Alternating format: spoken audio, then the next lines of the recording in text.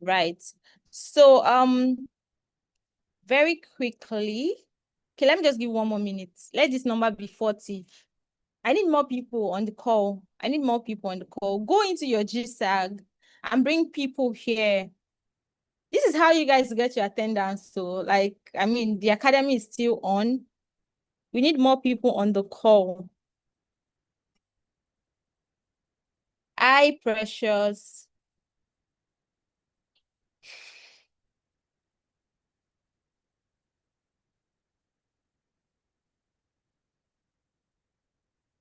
While we're waiting for other people, how is your presentation going? Okay, we have 37 now. We need 3 more people to start the call. We need 3 more people. Okay, we need 2 more people to start the call. Let me see.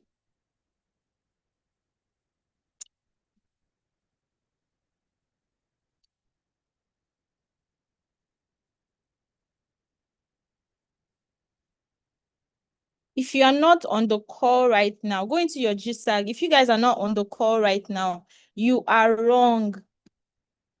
Why is the number going down? 37 now.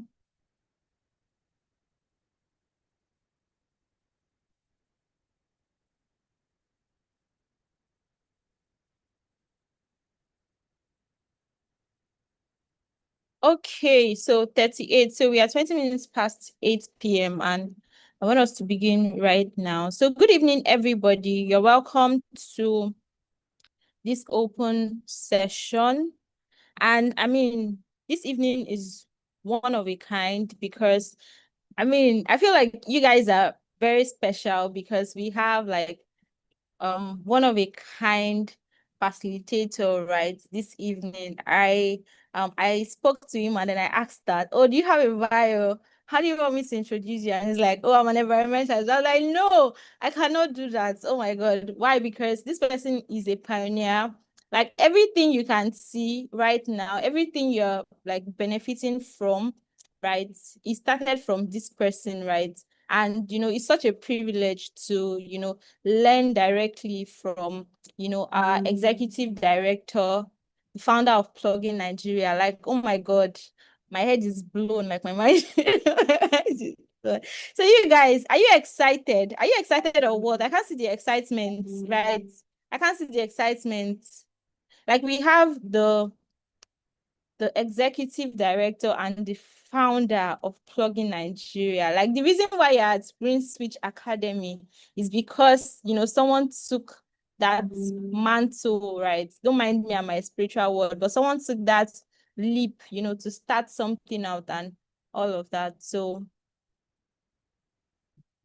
yeah. So you're welcome, Chief. So we call him Chief. But if you want to know his name is Mayokun. When he comes up, he's going to say his surname. So I don't say it the wrong way, right? All right. Please just give me a minute. All right.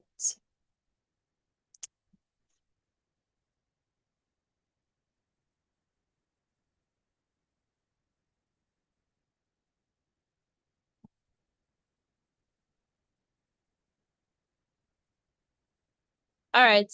So this evening we are talking on understanding. Chief, please can you unmute your mic? So I know that I have you.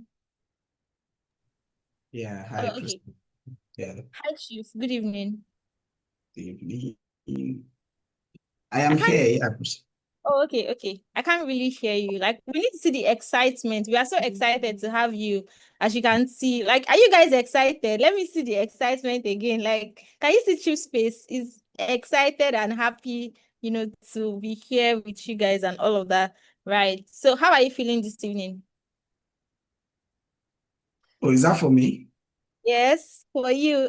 Ah, truthfully, I am a bit anxious. Why are you anxious? It's been a while I took an academic class, Can you so guys hear? Can you hear? Can you guys I'm hear? It's been excited a too. while. So, And so yeah. Chip came out of, it came out of sabbatical. Let me put it that way, because of you guys. Like you guys should consider yourself extremely special, right? So this evening we're going to be having a conversation on understanding climate change and inspiring climate action. Understanding climate change and inspiring climate action. And I feel like there's actually no better time, or there's no, I mean, there will be a lot of spaces, right? But there's actually no better time than now to talk about climate change, especially in Nigeria, right? How many people experienced Harmattan in December? If you experienced Harmattan in December, raise up your hand. Like, just raise up your hand. Don't worry, we're not going to ask you question. Just raise up your hand. If you experienced Harmattan, yes. Wait, Zoom user, where were you?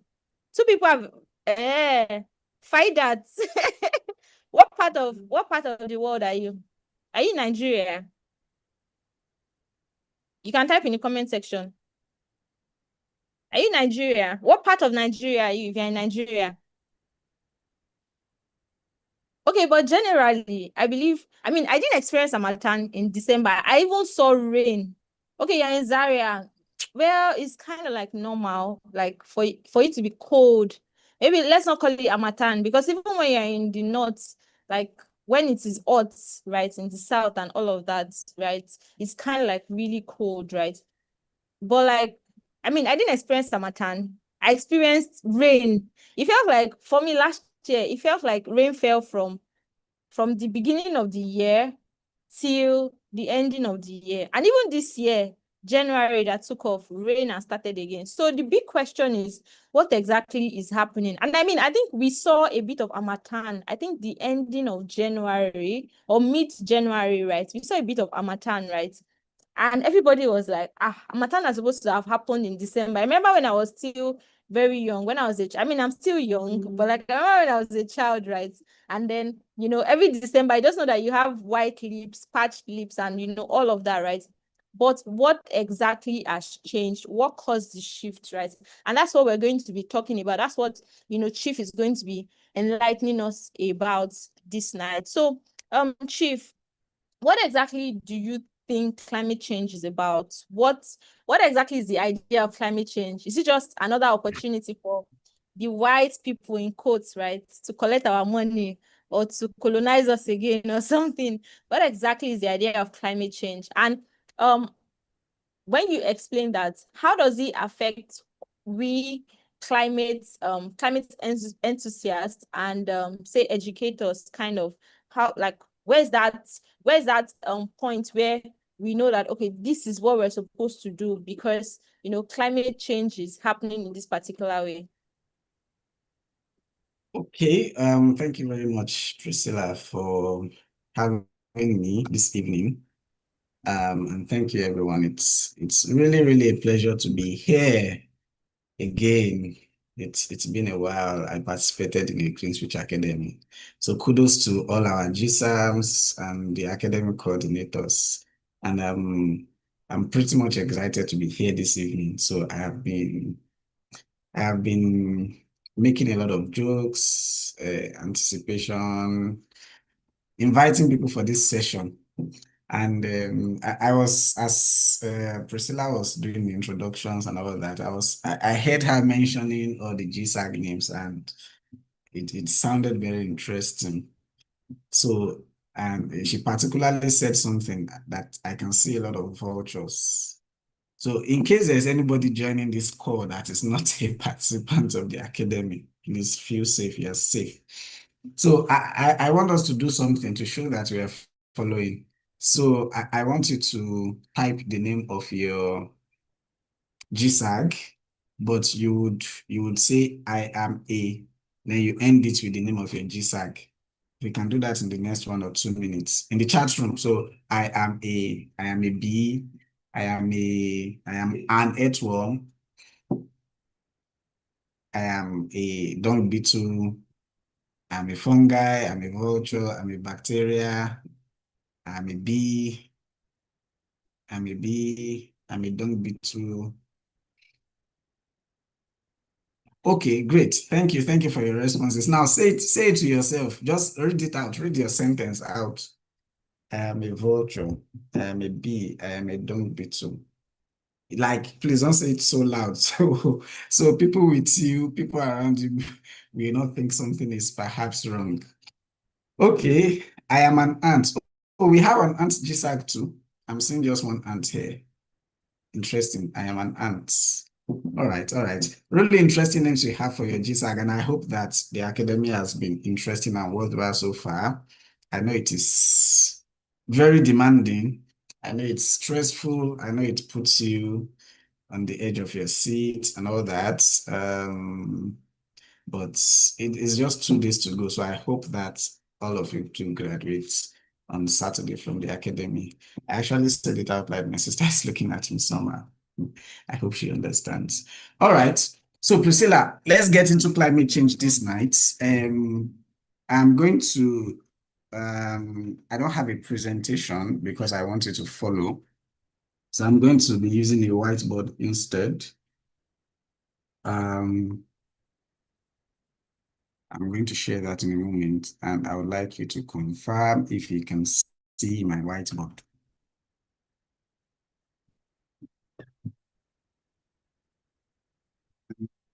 Can you see the whiteboard I'm sharing presently?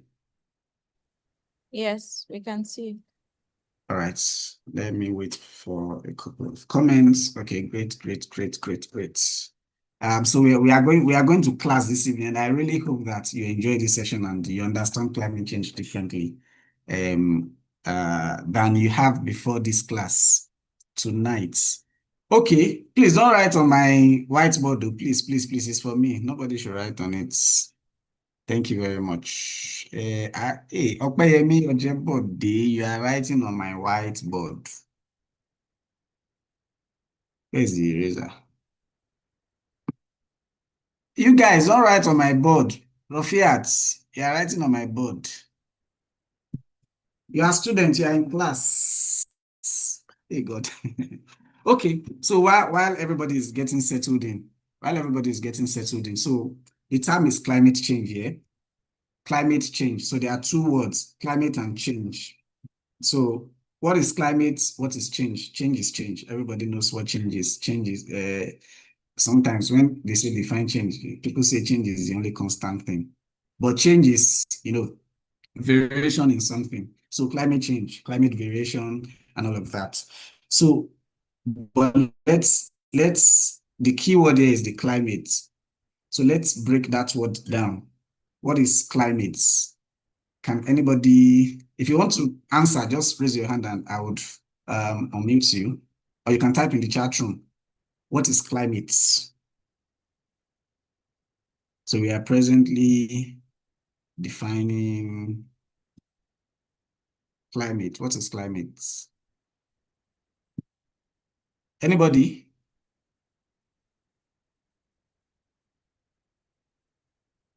Nobody's responding. Oh. We did this in primary school, in secondary school, geography, even agric, different courses. Okay, thank you for your response. Zoom user. Climate is the long-term pattern of weather conditions in a particular area over many years. Tobiloba. Hi, Tobiloba. Climate is the average weather condition over a place over a long period of time. Climate is a change in weather for a long period of time. Okay, so thank you for your definitions. Quite correct. So climate is the average weather condition of a place, usually for a period of 30 to 40 years. Let me close this box. I'm going to close a moment, please. All right. So average weather for 30 to 40 years, that's climate here. Please pardon that. All right. So, and weather is the atmospheric condition of a place. So if you look outside your window right now, weather is whatever you're experiencing, the atmospheric condition of a place. Let me ask you a quick question. When you hear atmosphere, what comes to mind? Quick one. When you hear atmosphere, what comes to mind? I'm seeing your messages in the chat room, so just indulge me. when you hear atmosphere, what comes to mind? Let me see.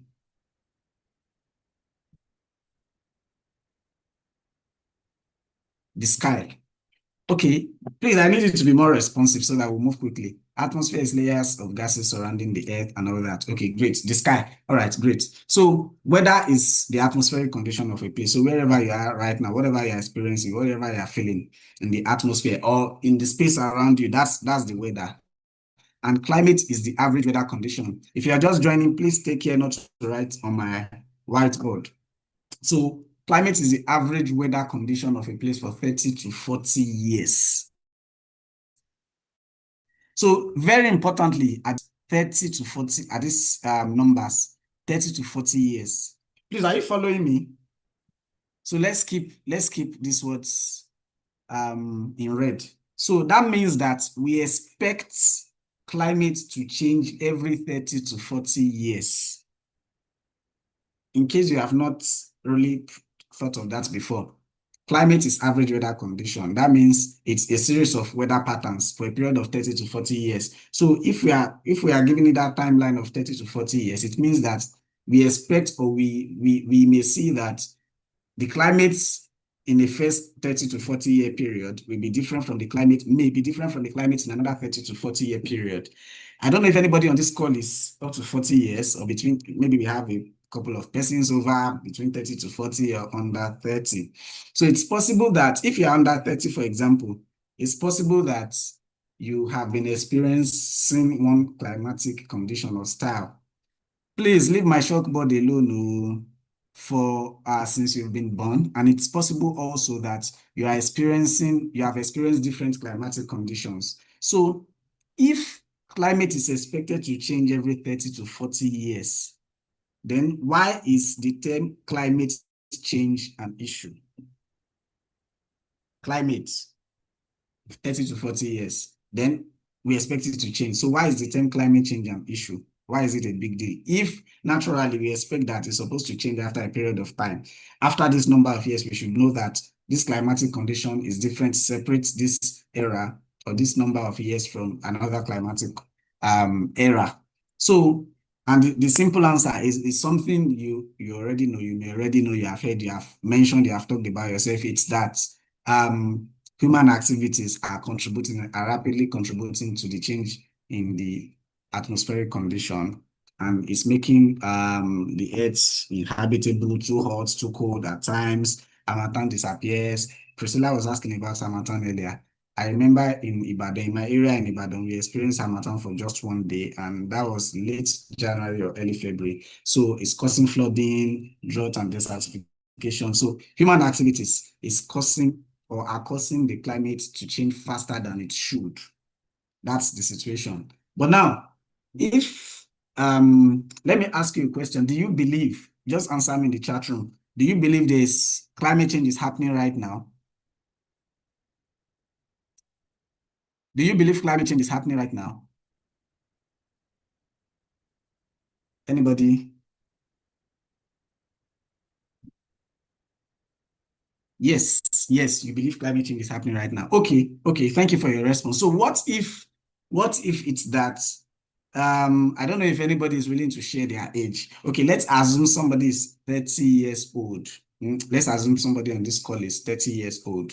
What if it's that we have just moved out of, if you are 30 years old, you were born 1996 thereabouts. So if you're already 30, you were born 1996. So what if it's the case that we are experiencing a different climate in another 30-year period? So the climate around when you were born is different. And now that you are about 30 years, a new climate is setting in. So is that a bad thing?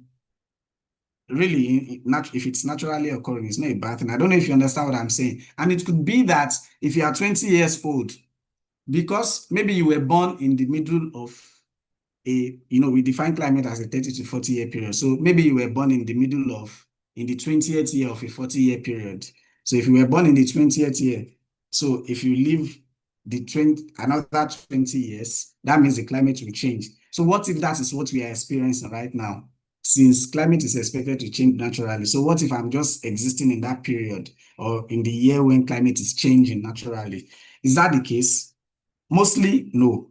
Yes, there's climate change occurring naturally, but it is happening rapidly because of human activities. And this is not just, we are not just saying this, it has been proven scientifically by scientists all around the world. Over 90% of scientists agree from examinations, from evaluation of natural occurrences and the environment that the climate is changing rapidly than it should change, and attributes this to anthropogenic activities, human activities. So yes, climate change is happening. We are experiencing it. Now, how does climate change happen? You know, we say that climate is changing, climate is changing. How exactly does it happen? So I want to show you the physics behind climate change, how it happens. And that's why I'm using this whiteboard this night. And I hope that you truly understand this, because I'm sure it will help when you are educating people, when you are advocating for climate action. So I'm going to be scribbling on this whiteboard. So please bear with me. I'm not very good with drawings and all. All right. So let's me begin. Are we following, please?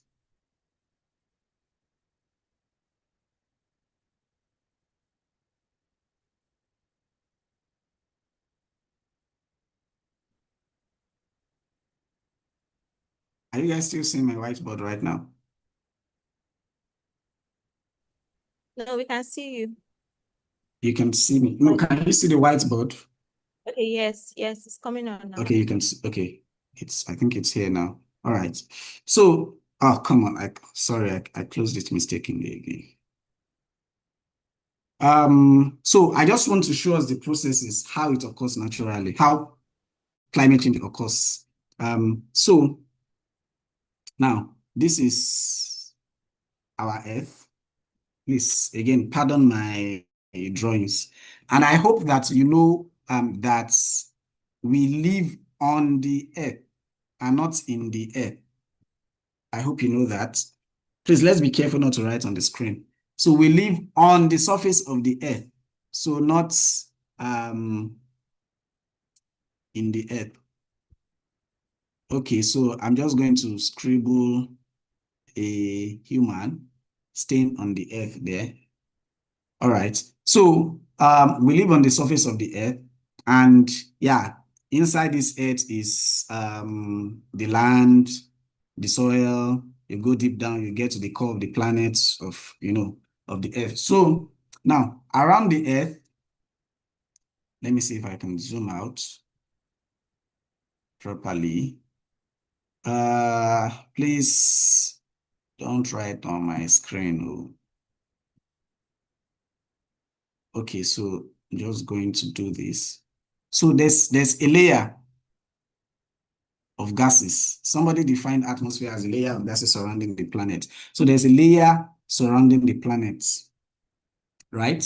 And this is the atmosphere. So when you look up and you're seeing the heavens, you're seeing the sky, up there's the atmosphere. It has different layers and all that. So now, remember that this is the Earth in the circle in the middle here, and we are living on the Earth, right? So when because we are existing in a solar system, there's the sun somewhere here.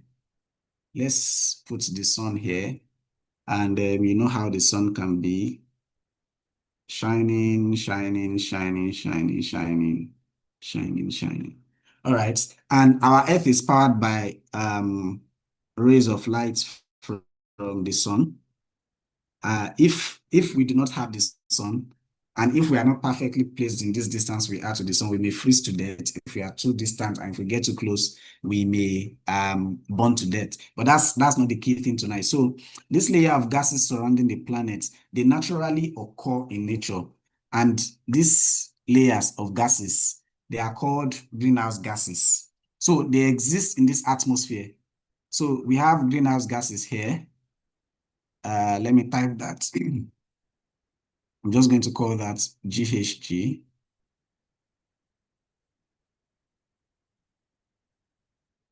So we have these gases existing naturally in the atmosphere. And the reason why they exist is they help us. Oh, somebody is saying they can't see the board. Yanolua. other persons, can you see the board? Yeah, the board is clear. Okay. Can you maybe Iyanu, go and come back or check your network? all right. So Iyanu, if you can leave and join back. So now let me zoom in again. So we have these greenhouse gases existing naturally in the atmosphere. And the work of these greenhouse gases is that they help to trap enough heat. Remember I said that we need the right balance of heat, the right balance of temperature to survive on Earth. So these greenhouse gases help us to trap enough heat from the sun that keep our planet warm for survival. So if these greenhouse gases are not there, if they are not surrounding the planet, if they are not there, we will freeze to death. So let me write it here. So if these greenhouse gases are not there, we are going to freeze to death. So we need them to trap heat, and they are naturally occurring. So there's this layer. So this circle around the earth now, let's say that's the layer of the greenhouse gases in the planet. Now, because of human activities, right? We build industries, civilization, urbanization.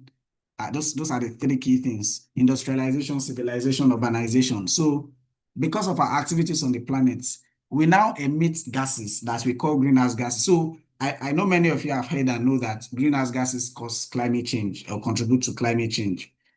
But we need greenhouse gases to survive in this planet. So but we emit a lot of greenhouse gases. And because we emit a lot, so all the gases go up there, all the gases go up there, all the gases go up there. And what do? They thicken the layer of greenhouse gases that we have around the planet. Let me use another color. Let me use this. Okay. So now, when I started this image, we had just one line around the planet, around the Earth, and that is trapping enough heat for us to survive. That's their role. So now, because we have released a lot of gases and we have emitted them into the atmosphere, now it increases the thickness of the layer of greenhouse gases around the planet. And again, what is the work of the greenhouse gases? To trap enough heat for us to survive on the planet. So if one greenhouse gas traps sufficient heat to make the planet warm enough, then two greenhouse gases will trap times two of the heat, three greenhouse gases will trap times three. And as we emit these greenhouse gases, so they trap more heat than the planet needs to survive. They trap more heat than we need. And that is where the concept of global warming comes in. So this is how global warming happens. Naturally, we have a layer of gases around the planet, greenhouse gases, and they keep the planet warm for plants, humans, and animals to exist. Because of industrialization efforts, civilization, and urbanization, through which we emit greenhouse gases, more greenhouse gases, we increase the thickness of the layer of the greenhouse gases surrounding the planet. And because the thickness is increased, we now trap more heat than we need. So it traps more heat from the sun. Then also the heat, some of the heat that reflects that comes from the earth. So it traps more heat than we need to survive. And that is how the planet becomes warmer than it is needed. That's how global warming happens. And it is this global warming, this variation in temperature beyond what the planet needs, that now leads to all the climate impacts that we see. That is how we see desertification, we see drought and desertification, we see increased temperatures, and in some places we see cold. So because the whole system is connected, it does not mean that everywhere is going to get hotter at the same time. Increased temperature in a place can cause excessive cold in another place per time. So all of these processes can be happening at once, but we know, and it has been established scientifically, that it's because of global warming, because of the increased presence of greenhouse gases in the atmosphere trapping more heat, that we are experiencing global warming and climate change. I hope you understand this. So if somebody asks you now, how does climate change happen? What is the physical process through which climate change happens? I hope you can explain better with this small illustration that we have done. Let me see your comments in the chat room.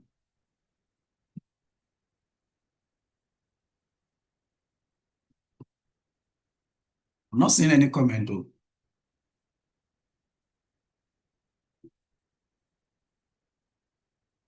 I'm seeing one comment. I've seen one comment.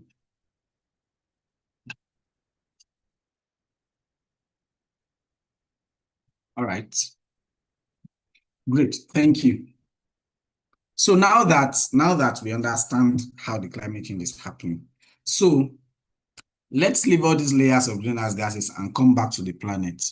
Remember that I mentioned three things that are key drivers of climate change or of releasing greenhouse gases into the atmosphere. Please, can you type them in the chat room? Anybody? I mentioned three key things.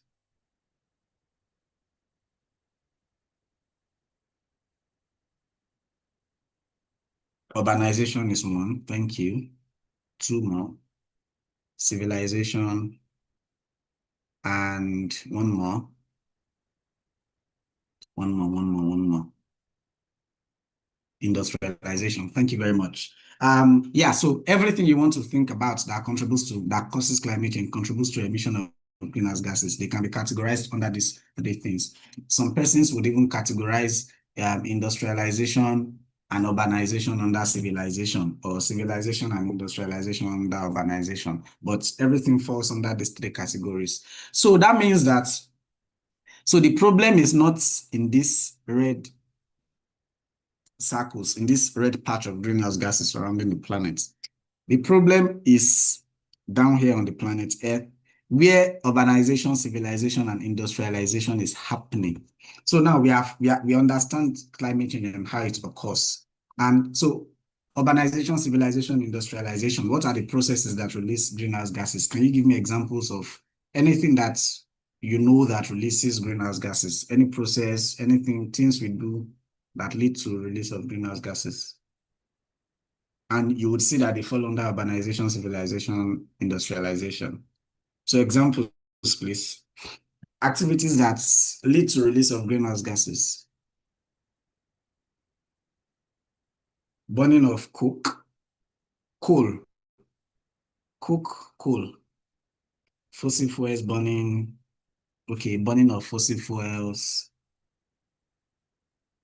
That's the only thing I'm saying. The burning of fossil fuel, exhaust of cars, industry chemicals, tire burning. What else? I need more. Bush burning.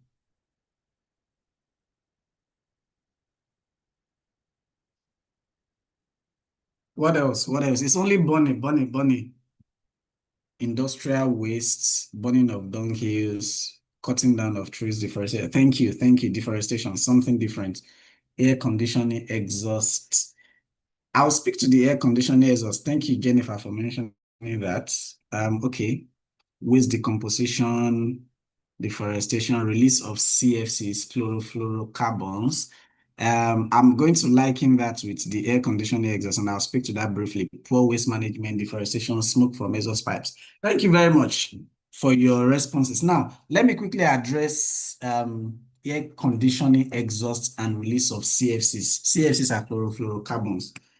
Do CFCs, so air conditioners, refrigerators, they release CFCs, or they used to very much many years ago. Do they contribute to climate change, to global warming? Excuse me. Are they greenhouse gases? Yes. But are they the major greenhouse gases? No. So now there's something that many of us here, and I've heard activists, advocates, big people that are advocating for climate change mix this up. Many of us say that ozone layer depletion contributes to climate change. That is not true. Ozone layer depletion is a different thing from greenhouse gases causing climate change. Now, these CFCs, they contribute to ozone layer depletion. And many years back, it was rampant when refrigerator came into use and air conditioners. And that was what necessitated the Montreal Protocol, where leaders from around the world came together and they saw that we are destroying our ozone layer. Now, please, let me come back to this image. Let me use another color. So ozone layer is, can I make this thicker? Let me see. But okay, let's just move. So ozone layer also exists in the atmosphere. Let me just do this. So let's take these blue lines you are seeing surrounding the planet as the ozone layer here. Now, what the ozone layer does is it primarily prevents direct, you know that, let me zoom out.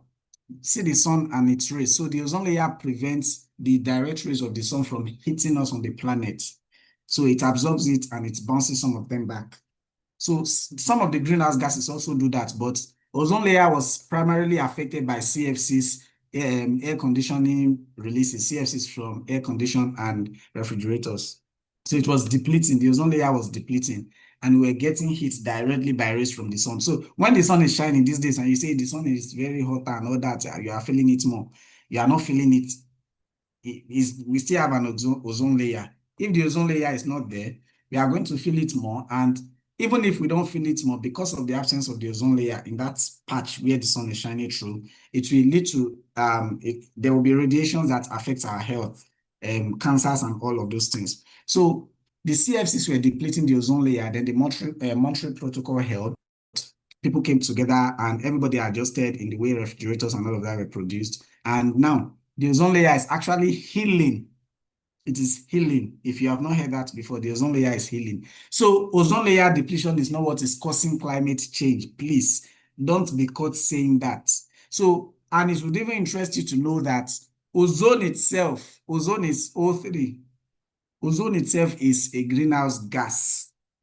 Is a greenhouse gas. So the point again is that these greenhouse gases are not evil in themselves. They are not bad. Because when we talk about them, we say greenhouse gases are the causes of climate change, and we speak as if they are the things that are going to destroy us. They are not bad naturally themselves. They actually exist up there, including the ozone, to protect us, to help us trap enough heat to keep our planet warm. But because we now increase so much concentrations of them, plus ozone plus the CFCs and all of that, they now trap more heat than we need. So ozone layer depletion does not cause, is not what is responsible for climate change. Please, please and please know that. Okay, so yeah, back to the question I asked, what are the causes of climate change? The first set of responses I was getting were burning, fossil fuel burning. Now, when you think about it like that, that's usually the first thing that will come to your mind. Burning of coal, burning of fossil fuel, and all of that. That's the first thing that will come to your mind when people ask you what causes climate change. Before you start thinking more, okay, deforestation, then you start coming. But most humans, we take it away from ourselves. When you say burning of fossil fuel, it looks distant from you. Like burning of fossil fuel, it does not feel close versus when somebody says bush burning. Bush burning feels closer versus burning of fossil fuel. And then poor waste management. Then I saw people mention exhaust from cars, backyard burning and all of that. So yeah, it feels very far because we think that, oh, it's a distant problem. It's something I'm not contributing much. But when you say burning of fossil fuel, how is the fossil being burnt? Yeah, we know that industries, vehicles, in your cars, in the keke, in the bike that you enter, they burn fossil fuel. So it's not so distant from you. In your home, you burn fossil fuel every day. You burn fuel. Whether it's in your generator, whether it's in your gas you are cooking with, if you are cooking with kerosene, if you are cooking with charcoal, coal, it's energy. You are burning fuel. So anything that can cause, energy release, you are burning fuel, it's fuel. So it's not so distant from you. So when you say burning of fossil fuel, don't think about it. How am I contributing to burning fossil fuel myself? Then you come on to deforestation, and you also think about deforestation. When it's big, like deforestation, it's people that are cutting trees in the forest. It's people that are cutting trees in the forest. But who are they cutting the trees for? The trees that they cut. Now look around you. Let's be practical now. Look around you and mention 2 or 3 wooden things that are made from wood that you see around you. I'll be looking through the chat room. 2 or 3 things that are made of wood that you can see around you in the room where you are now. Paper, thank you. Priscilla, please, how many minutes do I have left?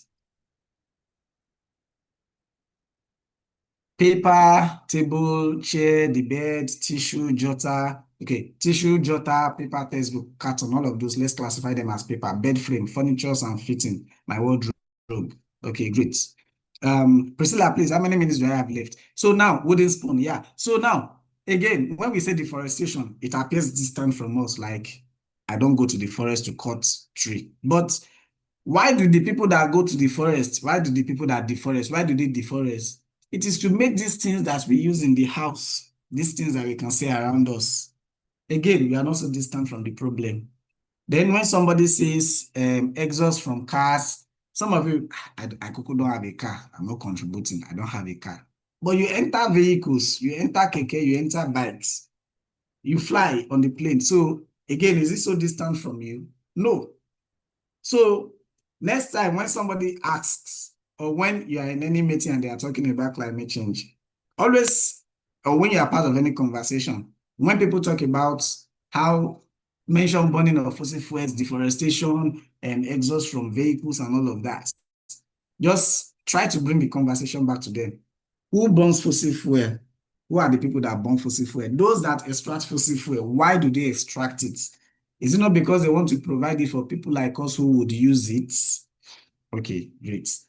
Oh, my time is up. Okay, so I'm just going to, please give me a few more minutes. So all of us contribute to climate change because we all participate in all these things that make these people go and do whatever they do, and we now blame them that they are the bad guys and all that. Now, that is one way to think of it. There's another conversation that industries are the culprits. It's because they produce these things that we use it. It's an argument. So now let's look at it. It's because industries produce paper that you use it. Is that the case? Or it's because you need paper that industry produces it, which is correct? Is it because if industry is not producing paper, then you won't be using it? Or because you are using paper, that's why industries keep surviving or keep going back to the forest to go and cut trees? Or fossil fuel or oil industries, they exist because or they make people use oil because they exist, or because people demand for oil, that's why oil industries exist. So which side are you on? Do you think it's because these industries exist that we use their products, or it's because we need these products that these industries exist?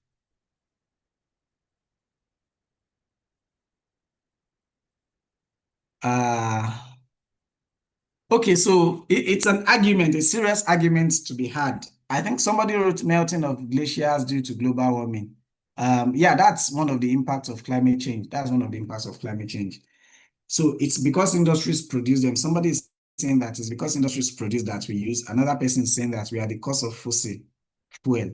We are the ones in need hitherto those industries exist. So yes, it's an argument that will continue because but we know from economics that it's because there's demand that there's supply. And sometimes because there's excessive supply, it will make people get things they don't even need and all that. But that's a whole conversation for another day. So now that we understand the science, the physics of climate change, and we have heard that it is not so distant from us, and with everything you have learned in this academy, now we are in the second part, inspiring climate action. With everything you have learned from this academy, you understand that everything that we do as humans affects the planet. Everything we do as humans, all our actions, all our activities, in their own way, they contribute to climate change, whether it's how we manage our waste, how we prepare the food we eat, how we transport, basically the materials that we use and all of that. So your actions contribute in their own way. You know, if have you guys done the waste footprint thing? You've calculated your waste footprint. Have you done that?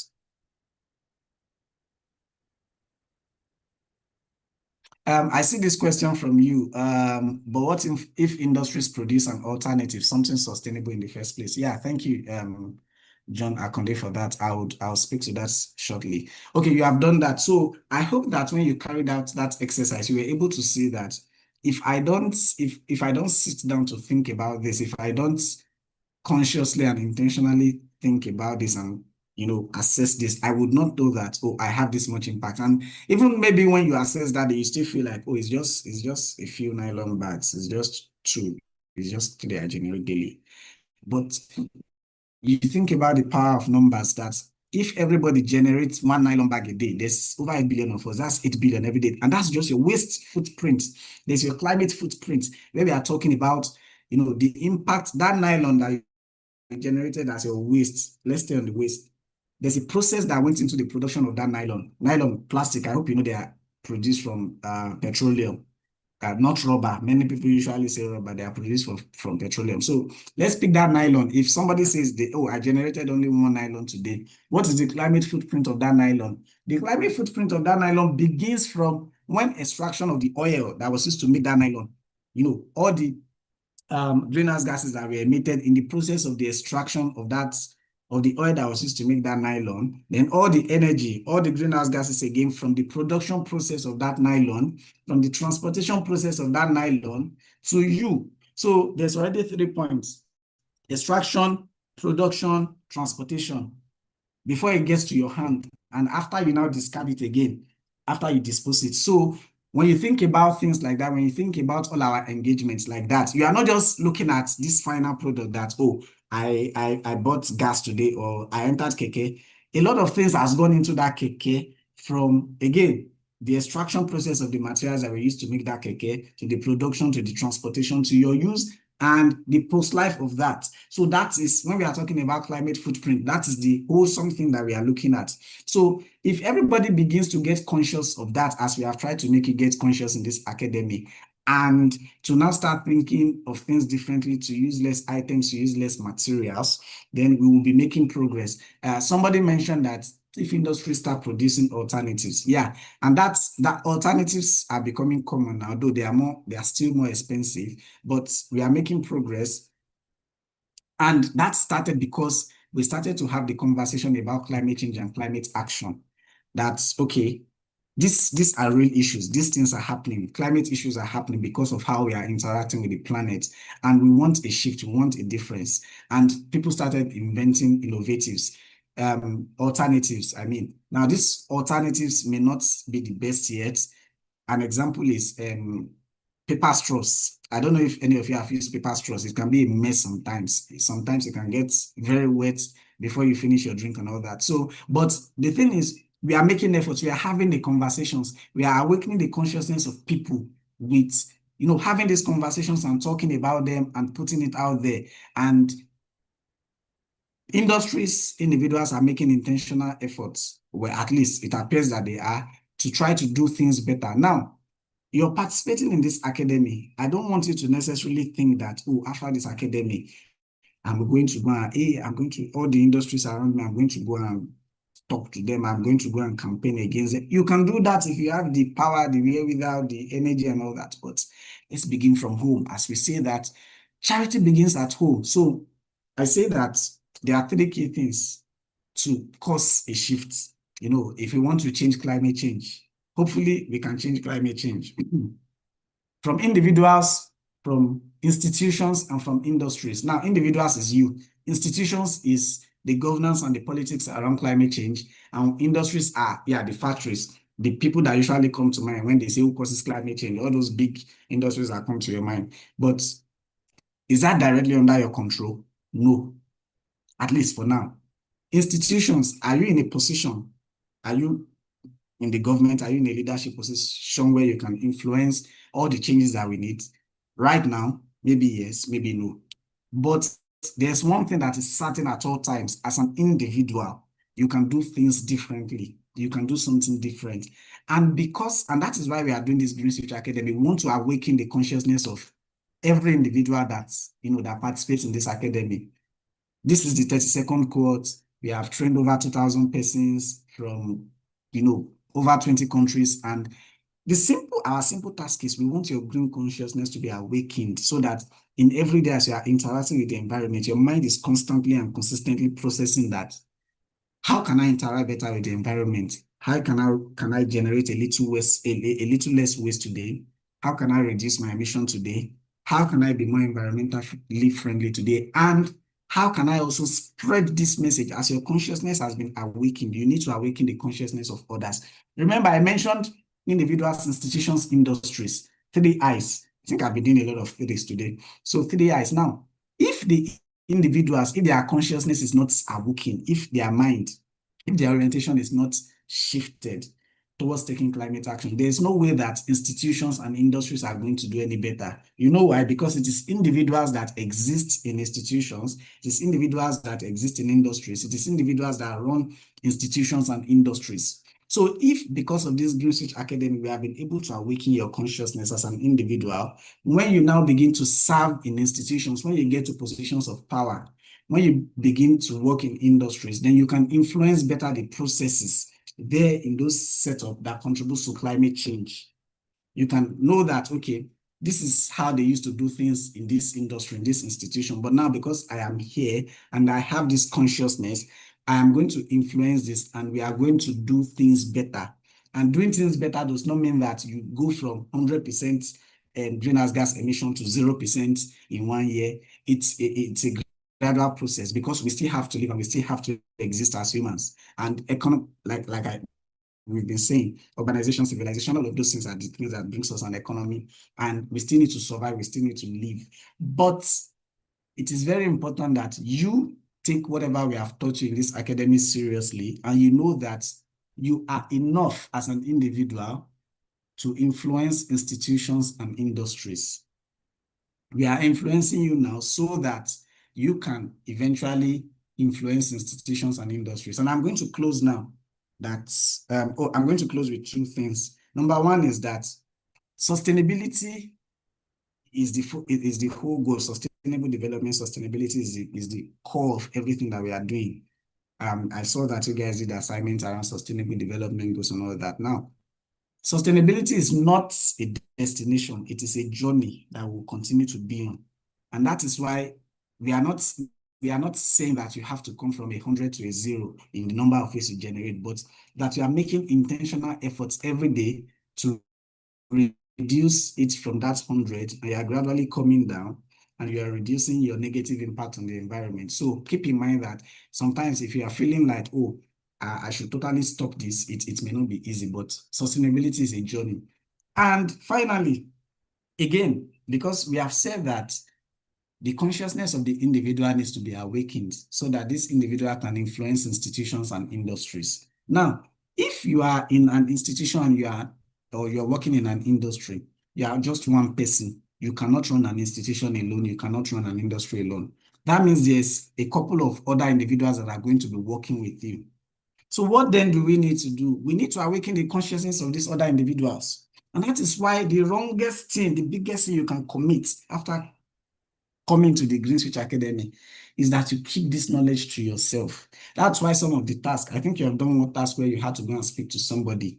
We put that intentionally so that you do, when you do it compulsorily as a task, then it can be easier for you. You know that you can do it and it's something you get to do. So if we want to have sustainable institutions and industries, it means we need to have sustainable individuals. And how do we bet sustainable individuals? It's by reorienting them, it's by influencing them. And how does influence come? It's by individuals that are already conscientized, talking to these individuals who do not know. It will surprise you to know that many people do not know. You think they know, you expect them to know, but they do not know until they are told, until they are spoken to, until they are sensitized. So again, and I'm closing now, the wrongest thing you can do is to take everything you have learned from this academy and to keep it to yourself. That is the gravest thing you can commit against the planet right now, because it takes different individuals in their tens, in their hundreds, in their millions, in their billions to influence, to sustainably influence institutions and industries. So you cannot afford not to spread this message as a greenie. You cannot afford not to educate and sensitize others about climate action, about climate change, and how they can interact better with the environment every day of their lives. Thank you very much for having me. I hope that this session has been worth your time. Back to you, Priscilla. Oh I'll be my, happy to take any questions. Yeah. so I don't know, do we have time for questions? I don't think so. Well, anyways, let me ask. Oh my God, that was so beautiful. That was really, really beautiful. Like, I'm just like, oh my God. You guys, how was the session? It was amazing, amazing, amazing. Like for me to even be saying it's amazing means, it was so beautiful. Thank you so much, Chief, for sharing that much knowledge. That was a master class, or that was an actual class, right? And it wasn't just a lecture, it was an informative and insightful lecture. Yes, and it was very, very interesting. So do we have any questions? I'll be taking just a question if anybody has a question. Do we have any questions? Okay, so I'll take that as no question. So thank you so much, everybody, for showing up here. So we are going back to the WhatsApp forum. I'll see you guys there. Thank you so much, Chief, for taking our time to, share so much knowledge with us. We don't take it for granted. Thank you so much for letting me host you. Oh my God.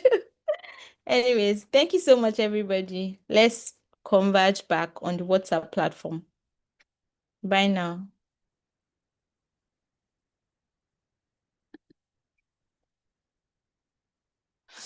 Okay.